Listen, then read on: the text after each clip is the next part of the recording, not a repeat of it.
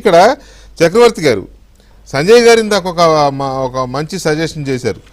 ఏమని అంటే దాని గురించి మాట్లాడకుండా, దాని గురించి అంటే ఇన్సిడెంట్ గురించి మాట్లాడొద్దని కాదు బహుశా ఆయన ఉద్దేశం.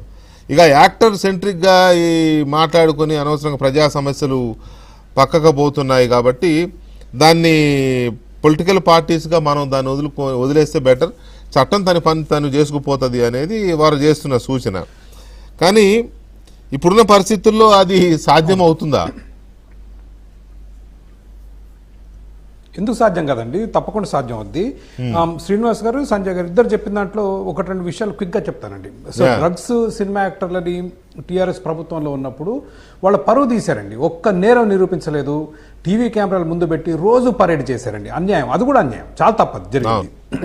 ఇక ఈరోజు తెలంగాణ రాష్ట్రంలో ప్రభుత్వ ప్రధాన భూమిక ప్రాణరక్షణ, ఆస్తి రక్షణ అండి. First primary duties of the government are protection of life and property. ఇప్పుడు వ్యాపారాలు పోతాయంటే పోవు, ఏది అల్లు అర్జున్ చేసినందుకో ఇంకోటో పోవు. ఇప్పుడు ఎన్ కన్వెన్షన్ కూడా కోర్టు వాళ్ళకు సరైన సమయం ఇవ్వకుండా కూలగొట్టడం జరిగింది. నెక్స్ట్ ఇప్పుడు అల్లు అర్జున్ ఒక ప్యాటర్న్. ఇప్పుడు రేవంత్ రెడ్డి గారు ఇక్కడతో ఆగితే పెద్ద నష్టమేం జరగదు, ఇదే పద్ధతిలో పోతే ఆలోచిస్తారు. It is not a good sign అండి. కన్స్ట్రక్టివ్ పాలిటిక్స్ కావాలి కానీ డిస్ట్రక్టివ్ పాలిటిక్స్ వల్ల చాలా నష్టం జరుగుతుంది. నా టీఆర్ఎస్ ప్రభుత్వంలో కేసీఆర్ గారు ముఖ్యమంత్రి కాగానే కూలగొట్టలేదు, అయ్యప్ప సొసైటీని కూలగొట్టాడు, నేను కాదనట్లేదు. బట్ ఆ రాజకీయాలు ఏవైతున్నాయో రాష్ట్రానికి, సమాజానికి చాలా నష్టం చేస్తాయి. నెక్స్ట్ అల్లు అర్జున్ గారి మీద మోపిన రకరకాల అభియోగాలు ఇవాళ కూడా శ్రీనివాస్ గారు ఎన్నో చెప్పారు. బాయ్ బాయ్, ఒక మనిషి పక్కన చనిపోతే బాయ్ బాయ్ చెప్తూ వెళ్ళాడు, చేతులు ఊపుతూ వెళ్ళాడు అని ఆయన అన్నిటికీ సమాధానం చెప్పాడు. యాక్చువల్లీ ఆ ప్రెస్ మీటు బాగా రాయల్టీ క్రాష్ అయినా ఫ్లాప్ అయినా కూడా దాంట్లో ఆయన చాలా వాటికి సమాధానం చెప్పాడు. నాకు తెల్లారే వరకు నాకు తెలియదు అన్నాడు. సరే మీరు నమ్ముతారో నమ్మరో అది వేరే విషయం, కానీ ఆయన చాలా వరకు చెప్పాడు. పరామర్శించడానికి వెళ్ళలేదు, ఎవరు చనిపోయిన వ్యక్తి దగ్గరికి వెళ్ళలేదు, ఆ అబ్బాయి దగ్గర. ఎందుకంటే క్రిమినల్ కేసు ఉంది ఆయన మీద. చనిపోయిన మహిళ భర్త ఎవరైతే ఉన్నారో క్రిమినల్ కేసు పెట్టినప్పుడు ఏ లాయర్ కూడా వెళ్ళనివ్వడు. పరిహారం లేదంటే పరిహారం ఎప్పుడు ఇస్తారు? క్రిమినల్ కేసు విత్డ్రా చేసుకుని వాళ్ళకి 50 లక్షలు ఇస్తారో, కోటి ఇస్తారు.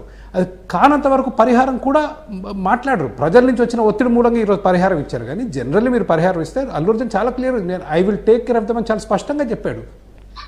వాళ్ళ మెడికల్ ఎక్స్పెన్సెస్, ఇతర ఖర్చులు కూడా ఇస్తా అని. అయినప్పటికీ character association is in full swing.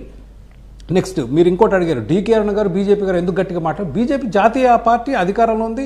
ఈ రాష్ట్ర ప్రభుత్వానికి సిఐడి, ఏసీబీ ఇట్లాంటి అధికారాలు ఎట్లా ఉంటాయో జాతీయ పార్టీకి సిబిఐ, ఈడీ, ఐటీ ఉంటాయి కాబట్టి వాళ్ళు చాలా గట్టిగా మాట్లాడగలరు, బీఆర్ఎస్ మాట్లాడలేరు.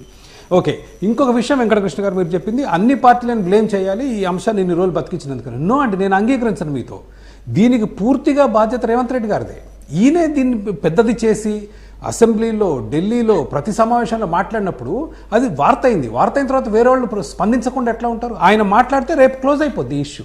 ఇది చాలా దురదృష్టకరం. ఈ ఇష్యూని ఇంత దూరం తీసుకురావటం, అల్లు అర్జున్ క్యారెక్టర్ అసాసినేషన్ ఏదైతే జరుగుతుందో, నేను ఆయన అభిమానిని కాదు. నేను మొన్నే పుష్ప 2 సినిమా చూసా, నాకు నచ్చలేదు, ఇవన్నీ ఉన్నాయి. కానీ బట్ ఇది ఇవాళ మన సమాజంలో దీనికి ఇంత సమయం కేటాయించాల్సింది. మీరు అన్నారు కాబట్టి నేను కూడా ఒక క్లారిఫికేషన్ అడుగుతున్నాను. అల్లు అర్జున్ క్యారెక్టర్ అసాసినేషన్ అనేది ఎట్లా జరిగింది అసలు?